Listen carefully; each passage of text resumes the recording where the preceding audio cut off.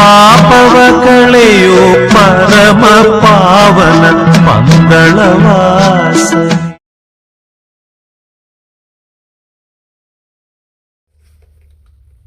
ಸ್ವಾಮಿಯೇ ಶರಣಮಯ್ಯಪ್ಪ.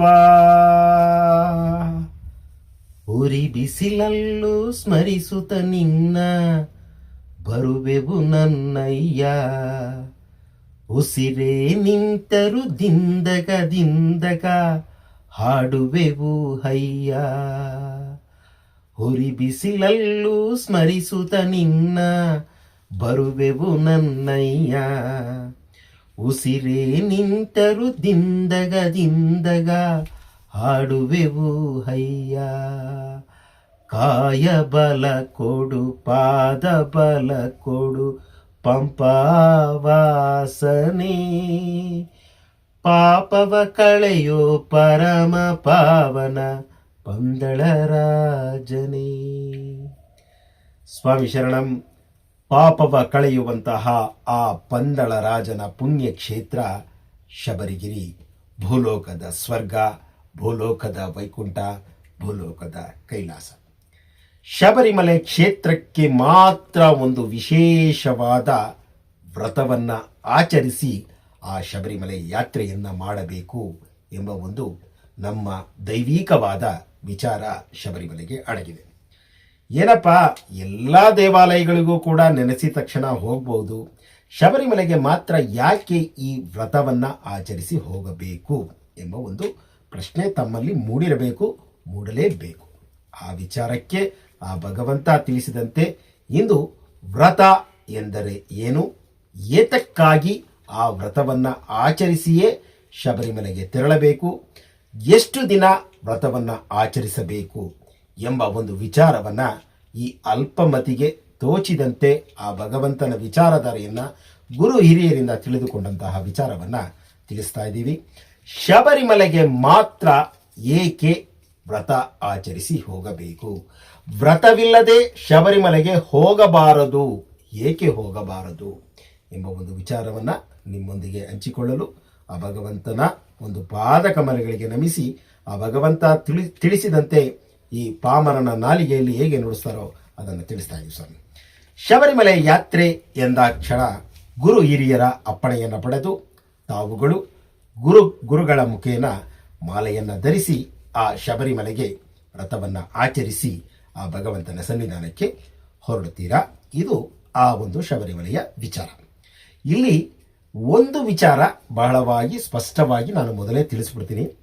ಶಬರಿಮಲೆಗೆ ಮಾತ್ರ ವ್ರತ ಎಂದಾಕ್ಷಣ ಗುರುಗಳ ಮುಖೇನ ಮಾಲೆಯನ್ನು ಧರಿಸಿ, ಬೆಳಗ್ಗೆ ಮಾಲೆಯನ್ನು ಧರಿಸಿ ಸಂಜೆ ಇರುಮುಡಿಯನ್ನು ಕಟ್ಟಿಕೊಂಡು ನಾಳೆ ಶಬರಿಮಲೆಯಲ್ಲಿದ್ದು ಅಲ್ಲಿ ಆ ಭಗವಂತನನ್ನು ಕಂಡು ಆ ಒಂದು ವ್ರತವನ್ನು ಕೊನೆಗಾಣಿಸಿಕೊಂಡು ಪಂಪೆಯಲ್ಲೇ ಮಾಲೆ ವಿಸರ್ಜನೆಯನ್ನು ಮಾಡಿ ನಮ್ಮ ಮನೆ ಹತ್ರ ಬರುತ್ತಿರುವಂತಹ ಸ್ವಾಮಿಗಳೇ, ಅಥವಾ ನಾನು ಆ ಭಗವಂತನನ್ನು ಆರಾಧಿಸುತ್ತೇನೆ, ನಾನು ಸಿವಿಲ್ ದರ್ಶನದಲ್ಲಿ ಆ ಭಗವಂತನನ್ನು ಕಾಣಬಹುದು, ಆ ಕಾಣಲಿಕ್ಕೆ ಅವಕಾಶ ಇದೆ ಎಂದು ತೆರಳುವಂತಹ ಆ ಭಗವಂತನ ಭಕ್ತರೇ, ತಮ್ಮೆಲ್ಲರ ಪಾದಾರವಿಂದಗಳಿಗೆ ಸ್ವಾಮಿ ಶರಣಂ.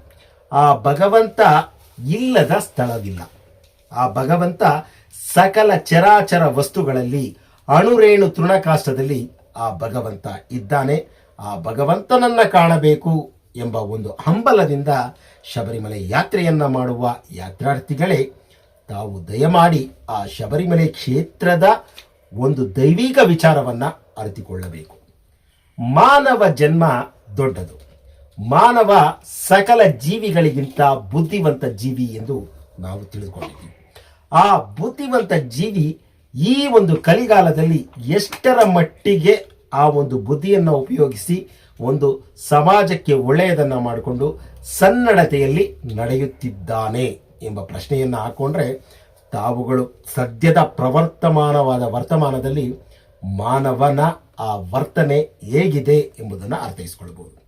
ಅದಕ್ಕಾಗಿ ಆ ಭಗವಂತ ಕಲಿಯುಗ ವರದ, ಕಲಿಯುಗದಲ್ಲಿ ಹೀಗೆಲ್ಲ ಆಗುತ್ತೆ, ಮಾನವನ ಗುಣ ಆ ಒಂದು ಇತಿಮಿತಿಗಳನ್ನು ದಾಟಿ ಬೇರೆ ರೀತಿಯಲ್ಲಿ ಸಾಗುತ್ತೆ, ಅವರನ್ನ ಒಂದು ಸರಿಯಾದ ಕಟ್ಟುಬಸ್ತನ್ನು ಹಾಕಿ ಹತೋಟಿಗೆ ತರಬೇಕು.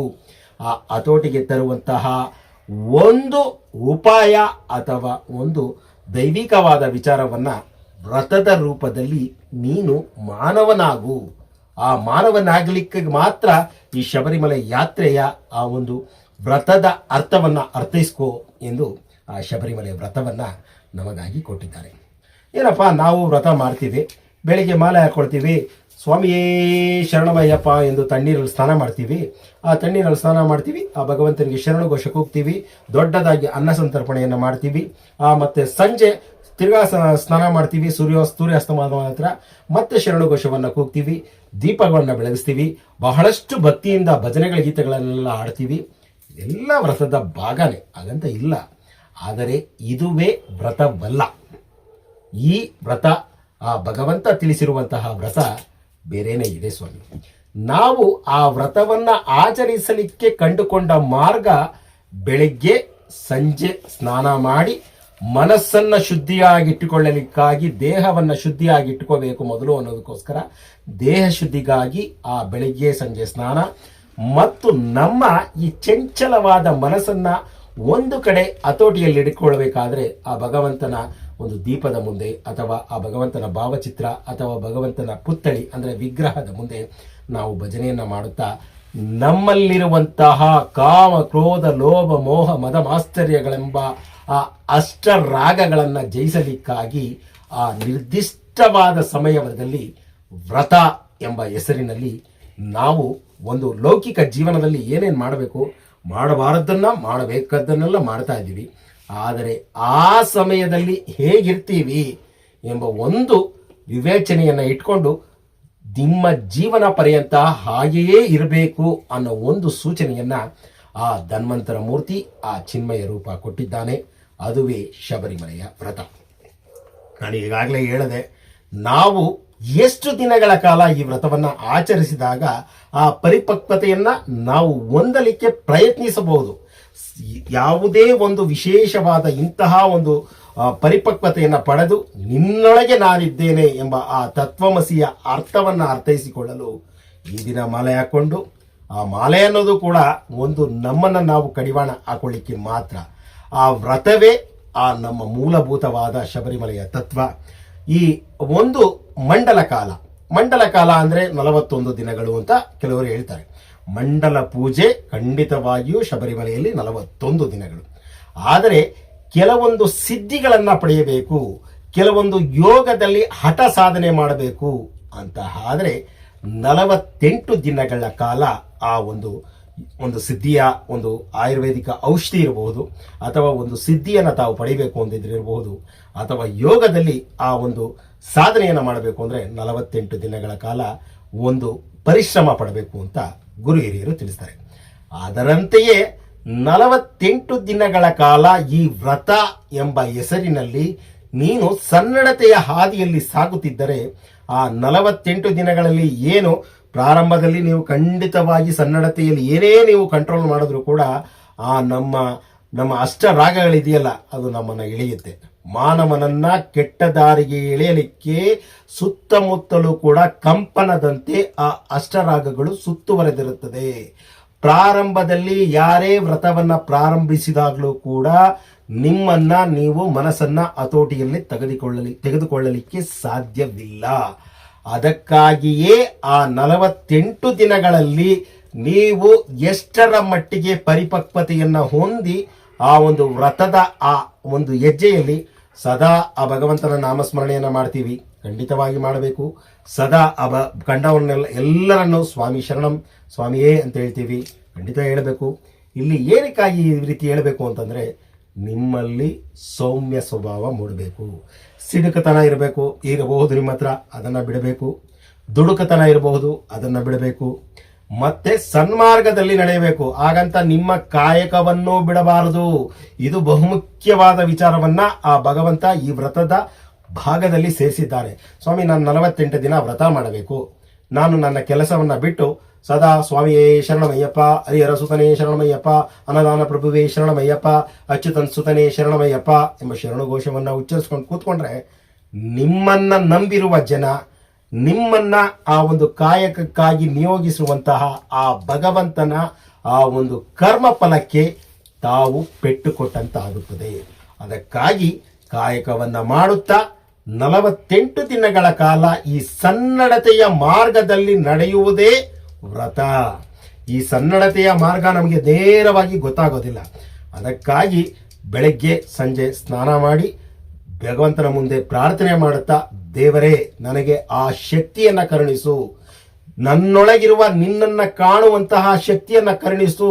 ನಾನು ಶಬರಿಮಲೆಗೆ ಬರುವ ಆ ಒಂದು ಹಂಬಲ ನನ್ನಲ್ಲಿ ಇದೆ, ಆದರೆ ನನ್ನಲ್ಲೇ ನಿನ್ನನ್ನು ಕಂಡುಕೊಂಡ್ರೆ ಆ ಭಗವಂತನನ್ನು ಕಾಣಲಿಕ್ಕೆ ಶಬರಿಮಲೆಗೆ ಹೇಗೆ ಹೋಗ್ಬೇಕು ಸ್ವಾಮಿ? ಶಬರಿಮಲೆಯಲ್ಲಿ ಇದ್ದಾರೆ ಭಗವಂತ, ಎಲ್ಲಿಲ್ಲ ಹೇಳಿ? ನೀವು ಪೂಜಿಸುವ ಪ್ರತಿಯೊಂದು ವ್ಯಕ್ತಿಗಳಲ್ಲೂ, ಪ್ರೀತಿಸುವ ಪ್ರತಿಯೊಂದು ವ್ಯಕ್ತಿಯ ಹೃದಯದಲ್ಲೂ ಮತ್ತು ಎಲ್ಲರಲ್ಲೂ ಕೂಡ ಆ ಭಗವಂತ ನೆಲೆಸಿದ್ದಾನೆ. ನೀವು ಮಾಡುವ ಒಳ್ಳೆಯ ಕಾರ್ಯದಲ್ಲಿ ಆ ಭಗವಂತ ನೆಲೆಸಿದ್ದಾನೆ. ಆ ಒಳ್ಳೆಯ ಕಾರ್ಯವನ್ನ ಮಾಡಲಿಕ್ಕಾಗಿಯೇ ಈ ವ್ರತದ ನಿಯಮಗಳನ್ನ ಶಬರಿಮಲೆಗೆ ಮಾತ್ರ ತಂದಿರುವುದು. ಶಬರಿಮಲೆ ಮೋಕ್ಷದ ಸಾಧನ. ಏನಪ್ಪ ಭಗವಂತ ಈ ಮೋಕ್ಷ ಕೊಡಲಿಕ್ಕೆ ಅಂದರೆ, ನಾವು ಈ ಪ್ರಪಂಚದಲ್ಲಿ ಮಾನವನಾಗಿ ಜನಿಸಿದ್ದೇವೆ, ನನಗೆ ನನ್ನ ಮಕ್ಕಳು ನೋಡಬೇಕು, ಮೊಮ್ಮಕ್ಕಳನ್ನು ನೋಡಬೇಕು, ಮರಿಮಕ್ಕಳನ್ನು ನೋಡಬೇಕು, ನಾನು ಈಗಲೇ ಮೋಕ್ಷ ತಗೊಂಡು ನನ್ನ ಈ ದೇಹವನ್ನು ತ್ಯಜಿಸಿಬಿಟ್ರೆ ಇದೆಲ್ಲ ಸುಖವನ್ನು ಅನುಭವಿಸೋದು ಹೇಗಪ್ಪ? ಈ ಸುಖಗಳೆಲ್ಲ ಪ್ರಾಪಂಚಿಕವಾದ ಆ ಒಂದು ಲೌಕಿಕ ಸುಖಗಳು. ಅದನ್ನು ನೀವು ತ್ಯಜಿಸಿ ಎಂದನೂ ಕೂಡ ಭಗವಂತ ಹೇಳಿಲ್ಲ. ಬ್ರಹ್ಮಚರ್ಯ ಪರಿಪಾಲನೆಯಿಂದ ನೀವು ಯಾಕೆ ಅಷ್ಟು ದಿನ ಕಟ್ಟುನಿಟ್ಟಾಗಿ ವ್ರತವನ್ನು ಆಚರಿಸಬೇಕು ಅಂದರೆ, ನೀವು ಆ 48 ದಿನಗಳ ಕಾಲ ವ್ರತವನ್ನು ಬ್ರಹ್ಮಚರ್ಯವನ್ನು ಕಟ್ಟಿ ಹಿಡಿದ್ರೆ ಮುಂದೆ ನಿಮ್ಮ ದೇಹಕ್ಕೆ ಕೂಡ ಬೇಕಾದ ಶಕ್ತಿಯನ್ನು ಆ ಭಗವಂತ ಕರುಣಿಸುತ್ತಾನೆ. ನಿಮ್ಮ ಏಳಿಗೆಗಾಗಿಯೇ ಹೊರತು ವ್ರತ ಆ ಭಗವಂತನ ಆ ಒಂದು ಭಗವಂತ ಸದಾ ನಮ್ಮ ಏಳಿಗೆಗಾಗಿ ಆ ಕಲಿಯುಗವಾದನಾಗಿರೋದು. ಆ ಭಗವಂತನಿಗಾಗಿ ಕೊಡಲಿಕ್ಕೆ ನಾವೇನೂ ತಂದಿಲ್ಲ, ನಾವೇನೂ ತಗೊಂಡು ಹೋಗೋದಿಲ್ಲ. ನಿಸ್ವಾರ್ಥವಾದ ಮನಸ್ಸಿನಿಂದ, ಮುಕ್ತ ಮನಸ್ಸಿನಿಂದ ನಿಮ್ಮ ಸುತ್ತಮುತ್ತಲಿನ ನೆರೆದಿರುವ ಜೀವಿಗಳನ್ನು ಪ್ರೀತಿಸಿ, ಪ್ರೋತ್ಸಾಹಿಸಿ, ಬೆಂಬಲಿಸಿ, ಸದಾ ಒಳ್ಳೆಯ ಗುಣಗಳಿಂದ ನಡೆದುಕೊಂಡ್ರೆ ಅದೇ ನಿಜವಾದ ವ್ರತ. ಆ ವ್ರತವನ್ನು ನಾನು ಪೂರೈಸ್ತಾ ಇದ್ದೀನಿ ಸ್ವಾಮಿ, ನಿನ್ನ ಸನ್ನಿಧಾನಕ್ಕೆ ಈ ವರ್ಷ ಬಂದೆ, ಬರೋ ವರ್ಷನೂ ಬಂದೆ, ಎಷ್ಟರ ಮಟ್ಟಿಗೆ ನೀನು ಕಲಿತೆ ಅಂತ ಕ್ವಶನ್ ಮಾರ್ಕ್ ಆಗ್ತಾನೆ ಹೀಗೆ. ಅಲ್ಲಿ ಆ ಭಗವಂತ ಸನ್ನಿಧಾನದಲ್ಲಿ ನೀವು ಒಂದೊಂದು ಮೆಟ್ಟಿಲನ್ನು ಹತ್ತಬೇಕಾದ್ರೆ ಈ ವರ್ಷ ನೀನು ಏನು ಕಲಿತುಕೊಂಡು ಸುಧಾರಣೆ ಮಾಡಿದೆ ಎಂದು ನಿಮ್ಮ ಆತ್ಮಕ್ಕೆ ಪ್ರಶ್ನೆ ಹಾಕ್ಕೊಳ್ಳುವಂತಹ ಒಂದು ವ್ಯಕ್ತಿತ್ವ ನಿಮ್ಮಲ್ಲಿ ಮೂಡಿದ್ರೆ ಆಗ ನೀವು ಆ ಒಂದು ಹಂತ ಹಂತವಾಗಿ ಆ ತೇರ್ಗಡೆಯನ್ನು ಹೊಂದಿ ಆ ತತ್ವಮಸಿಯ ಅರ್ಥವನ್ನು ಅರ್ಥೈಸಿಕೊಳ್ಳುವ ಮಟ್ಟಿಗೆ ನೀವು ಆ ಭಗವಂತನ ಸನ್ನಿಧಾನಕ್ಕೆ ತೆರಳುತ್ತಾ ಇದ್ದೀರಾ ಅನ್ನೋದು ಸತ್ಯ. ಅದುವೇ ಆ ಭಗವಂತನ ಪರಮ ಪವಿತ್ರ ಶಬರಿಮಲೆ ಕ್ಷೇತ್ರ. ನೀವು ಬೇರೆ ಈಗ ಧರ್ಮಸ್ಥಳಕ್ಕೆ ಹೋಗ್ತೀವಿ, ತಿರುಪತಿಗೆ ಹೋಗ್ತೀವಿ, ಅಲ್ಲೇನಾದರೂ ಇಂತಹ ಒಂದು ಎಲ್ಲ ದೇವರು ಹೇಳೋದು ಇದೇನೆ. ಆದರೆ ಕಲಿಯುಗ ವರದನಾಗಿ ನಮ್ಮ ಏಳಿಗೆಗಾಗಿ ಜನ್ಮ ಎತ್ತಂತಹ ಮಾನವ ಸ್ವರೂಪಿಯಾಗಿ ಜನ್ಮ ಎತ್ತಿ ನಮ್ಮನ್ನ ಉದ್ಧಾರ ಮಾಡಲಿಕ್ಕಾಗಿ ಕಲಿಯುಗದಲ್ಲಿ ಅವತಾರ ಎತ್ತಿದವರು ಆ ಮಣಿಕಂಠ, ಧರ್ಮಶಾಸ್ತ್ರ, ಅಯ್ಯಪ್ಪ. ಆ ಅಯ್ಯಪ್ಪನ ಸನ್ನಿಧಾನಕ್ಕೆ ತೆರಳುವ ಹೆಸರಿನಲ್ಲಿ ನಾವು ಸನ್ನಡತೆಯಿಂದ ನಡೆಯುವುದೇ ನಿಜವಾದ ಮಾರ್ಗ, ನಿಜವಾದ ವ್ರತ. ಈ ವ್ರತವನ್ನು ನಾನು ಈಗಾಗಲೇ ಹೇಳಿದೆ, 41 ದಿನ ಮಾಡಿ ಅಡ್ಡಿ ಇಲ್ಲ, 41ಕ್ಕಿಂತ ಹೆಚ್ಚು ಮಾಡಿ ಬಹಳ ಸಂತೋಷ. ಆದರೆ ಒಂದು ಸ್ಥಿತಿಯನ್ನು ಸಾಧಿಸಬೇಕು. ಒಂದು ಯೋಗದಲ್ಲಿ ಏನಾದರೂ ಒಂದು ಇದು ಮಾಡಬೇಕು ಅಂದರೆ ಇದು ಯೋಗನೇ. ನೀವು ಏನು 48 ದಿನಗಳ ಕಾಲ ವ್ರತ ಮಾಡ್ತೀರಾ ಅದು ಕೂಡ ಯೋಗನೇ. ಆ ಯೋಗದ ಆ ಒಂದು ಭಂಗಿಯಲ್ಲಿ ಆ ಭಗವಂತ ಅಲ್ಲಿ ಕುಳಿತಿದ್ದಾನೆ. ನಿಮ್ಮನ್ನು ಯೋಗದ ಭಂಗಿಯಲ್ಲೂ ಕುಳಿತುಕೊಳ್ಳಲಿಲ್ಲ. ಬೆಳಿಗ್ಗೆ ಸಂಜೆ ಆ ಭಗವಂತನ ನಾಮಸ್ಮರಣೆಯನ್ನು ಮಾಡುತ್ತಾ ಸನ್ನಡತೆಯಲ್ಲೇ ಪ್ರತಿಯೊಂದು ಸುಳ್ಳನ್ನು ಹೇಳಬಾರ್ದು, ಒಬ್ಬರಿಗೆ ಮೋಸ ಮಾಡಬಾರ್ದು. ನಾನು ಮೋಸ ಮಾಡಬಾರ್ದು ಅಂದರೆ ಒಬ್ಬರ ಹತ್ರ 500 ರೂಪಾಯಿ ಇಸ್ಕೊಂಡಿದ್ದೆ, ಆ 500 ರೂಪಾಯಿ ಕೊಡಲ್ಲ, ಕೊಟ್ಬಿಡ್ತೀನಿ, ಅದು ಮೋಸ ಅಲ್ಲ, ಖಂಡಿತ ಅದು ಮೋಸ ಅಲ್ಲ, ಕೊಟ್ಬಿಡ್ತೀನಿ ಮೋಸ. ಆದರೆ ಮಾನಸಿಕವಾಗಲೂ ಕೂಡ ನಾವು ಯಾವುದೇ ಒಂದು ವ್ಯಕ್ತಿಯ ಮನಸ್ಸನ್ನು ನೋಯಿಸಬಾರದು, ಯಾವುದೇ ಮೂಕ ಜೀವಿಯ ಮನಸ್ಸನ್ನು ನೋಯಿಸಬಾರದು. ಅದು ನಿಸ್ವಾರ್ಥವಾದ ವ್ರತದ ಭಾಗ. ಇದು ಬಲು ಕಠಿಣವಾದ ವ್ರತ ಅಂತ ಆ ಕಾರಣಕ್ಕಾಗಿಯೇ ಹೇಳಿದ್ದಾರೆ. ನಿಜವಾಗಿ ಏನು ಬೆಳಗ್ಗೆ ಎದ್ದು ಸ್ವಾಮಿಯೇ ಶರಣಮಯ್ಯಪ್ಪ ತಣ್ಣೀರಲ್ಲಿ ಸೂರ್ಯೋದಯಕ್ಕಿಂತ ಮೊದಲೇ ಎದ್ದೊಳ್ಬೇಕು, ಖಂಡಿತ ಎದ್ದೊಳ್ಬೇಕು. ಯಾಕೆ ಎದ್ದೊಳ್ಬೇಕು?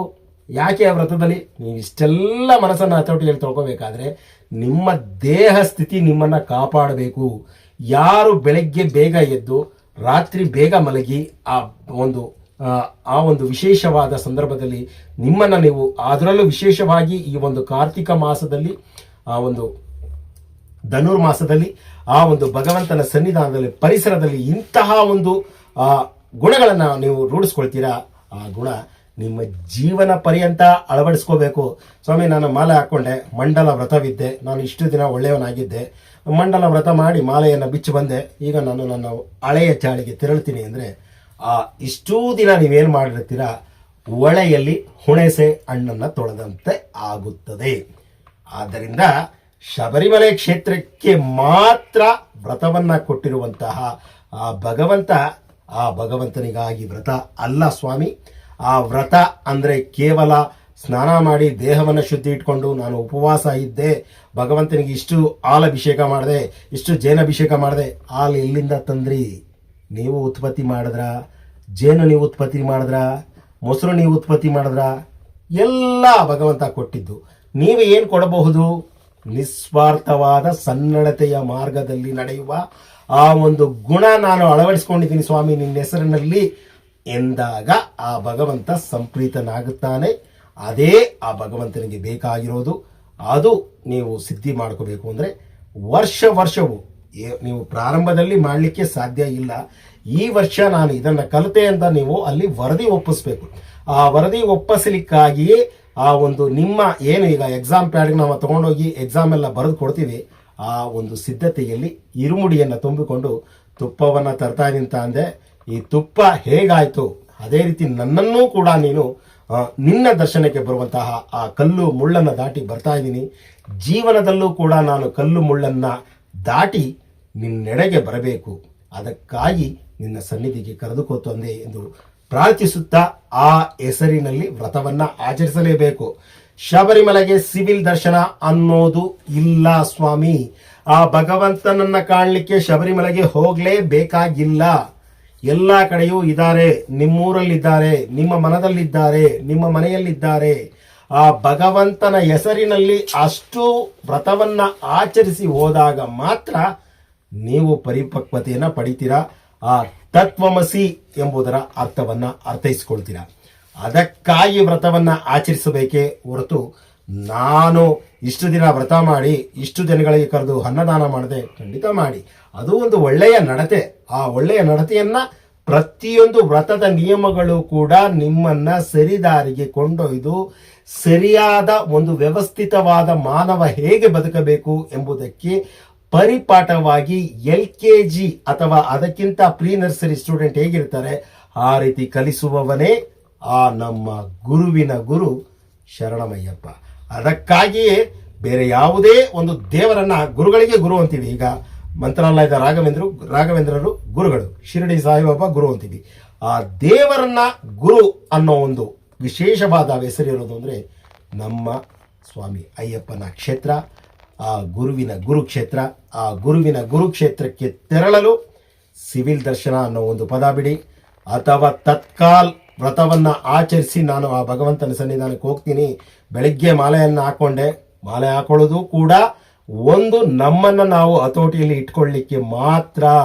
ಆ ಭಗವಂತನ ಆ ಒಂದು ಚಿನ್ಮುದ್ರೆ ನಮ್ಮಲ್ಲಿದೆ. ನಾವು ನಮ್ಮನ್ನು ಸರಿಯಾದ ದಾರಿ ಕೊಂಡೊಯ್ಬೇಕು. ಪದೇ ಪದೇ ನಮ್ಗೆ ಎಚ್ಚರಿಸಲಿಕ್ಕೆ ಟೀಚರ್ಸ್ ಅಂತ ಒಬ್ರು ಇರ್ತಾರೆ ಸ್ಕೂಲಲ್ಲಿ. ಆ ಟೀಚರ್ಸ್ ಆಗಿ ನಮ್ಮ ಆ ಒಂದು ಕೊರಳಲ್ಲಿ ಮಾಲೆ ಇರುತ್ತೆ. ಅದನ್ನು ತಿಳಿದುಕೊಳ್ಳಿ.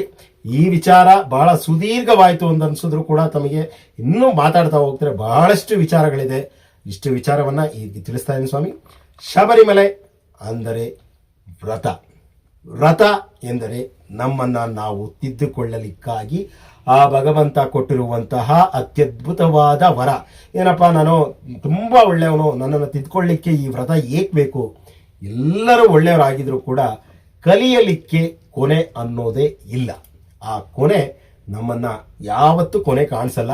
ಆ ಕಲಿಕೆಯನ್ನು ಕಲಿಸುವಂತಹ ಆ ಗುರುವಿನ ಗುರು ನಮ್ಮ ತತ್ವಮಸಿ ಸ್ವಾಮಿ ಅಯ್ಯಪ್ಪನ ಕ್ಷೇತ್ರಕ್ಕೆ ತೆರಳಬೇಕಾದರೆ ಕನಿಷ್ಠ ಪಕ್ಷ 48 ದಿನಗಳ ಕಾಲ ನಿಮ್ಮನ್ನು ನೀವು ತಿದ್ದಿಕೊಳ್ಳಲಿಕ್ಕಾಗಿಯೇ ವ್ರತ ಎಂಬುದನ್ನು ಅರ್ಥೈಸಿಕೊಂಡಾಗ ಆ ಶಬರಿಮಲೆ ಕ್ಷೇತ್ರಕ್ಕೆ ನಾನು 28 ಇರುಮುಡಿ ತುಪ್ಪದ ಕಾಯಿ ಹಾಕೊಂಡು ಹೋದೆ ಸ್ವಾಮಿ. ನಾನು ಬಿಡಿ ಸ್ವಾಮಿ ಲಕ್ಸುರಿಯಸ್ ಗಾಡೀಲಿ ಹೋದೆ. ಈ ಮಾತುಗಳೇ ಬರೋದಿಲ್ಲ. ಈ ಎಲ್ಲ ಒಂದು ಸಂಚಾರಕ್ಕೆ ಸಾಧನಗಳು. ಲಕ್ಸುರಿಯಸ್ ಗಾಡಿ ಇರ್ಬೋದು, ಟ್ರೈನಲ್ಲಿ ಹೋಗಿ ಅಥವಾ ಫ್ಲೈಟಲ್ಲಿ ಹೋಗಿ, ಅದು ನಿಮ್ಮ ಒಂದು ಆರ್ಥಿಕ ಶಕ್ತಿಯ ಅನುಗುಣ, ಅದರಲ್ಲೂ ತಪ್ಪೂ ಇಲ್ಲ. ಆದರೆ ಆ ಒಂದು ಅಷ್ಟು ಕಾಲ ಏನಿದೆ ಆ ಸನ್ನಡತೆಯ ಮಾರ್ಗದಲ್ಲಿ ನಡೆದಾಗ ನಾವು ನಿಜವಾಗಿ ಆ ತತ್ವಮಸಿ ಆಗ್ತೀವಿ. ಆ ತತ್ವಮಸಿಯಾಗಿ ನಿಮ್ಮೊಳಗೆ ಆ ಭಗವಂತ ಖಂಡಿತವಾಗಿ ಇದ್ದಾರೆ, ಅದನ್ನು ಅರ್ಥೈಸ್ಕೊಳ್ಬೇಕು. ಆ ಅರ್ಥೈಸ್ಕೊಳ್ಳುವ ಶಕ್ತಿ ಎಲ್ಲರಿಗೂ ಕರುಣಿಸಲೆಂದು ಆ ದಯಾಮಯನಲ್ಲಿ ಪ್ರಾರ್ಥನೆ ಮಾಡುತ್ತಾ, ನನಗಿಂತ ಕಿರಿಯವನು ಯಾರೂ ಇಲ್ಲ, ಸ್ವಾಮಿ ಶರಣಂ, ಶಬರಿಮಲೆ ಯಾತ್ರೆ ಎಂಬ ಹೆಸರಿನಲ್ಲಿ ಆ ಭಗವಂತ ಕೊಟ್ಟಿರುವಂತಹ ಅತ್ಯದ್ಭುತವಾದ ವರ ನಮ್ಮನ್ನು ನಾವು ತಿದ್ದುಕೊಳ್ಳಲಿಕ್ಕಾಗಿ ಶಾಲೆಯಲ್ಲಿ ಗುರುಗಳು ಹೇಳ್ಕೊಡ್ತಾರೆ, ಮನೆಗಳಲ್ಲಿ ತಾಯಿ ತಂದೆ ಹೇಳ್ಕೊಡ್ತಾರೆ. ಆದರೆ ಜೀವನಕ್ಕೆ ಹಲವಾರು ಪಾಠಗಳನ್ನು ಸಹಪಾಠಿಗಳಿಂದ, ಸಹೋದ್ಯೋಗಿಗಳಿಂದ, ಸಹಚರರಿಂದ ಕಲಿತಾ ಇರ್ತೀವಿ. ಅಷ್ಟಾಗಿದ್ದೂ ಕೂಡ ನಮ್ಮ ಜೀವನದ ಅನವರತ ಪಾಠಗಳನ್ನು ಕಲಿಸುವಂತಹ ಆ ಗುರುವಿನ ಗುರು ಸ್ವಾಮಿ ಅಯ್ಯಪ್ಪನ ಪಾದಾರವಿಂದಗಳಿಗೆ ನಮಿಸುತ್ತಾ, ವ್ರತವಿಲ್ಲದೆ ಶಬರಿಮಲೆ ಯಾತ್ರೆ ಎಂಬ ಹೆಸರಿನಲ್ಲಿ ತಾವು ಹೋಗ್ತಾ ಇದ್ದರೆ ನಾವು ಏನೂ ಕಲಿಯಲಿಕ್ಕೆ ಸಾಧ್ಯ ಇಲ್ಲ ಎಂಬುದನ್ನು ನಾನು ಬಹಳ ವಿನಮ್ರನಾಗಿ ಕೇಳ್ಕೊಳ್ತಾ ಇದ್ದೀನಿ.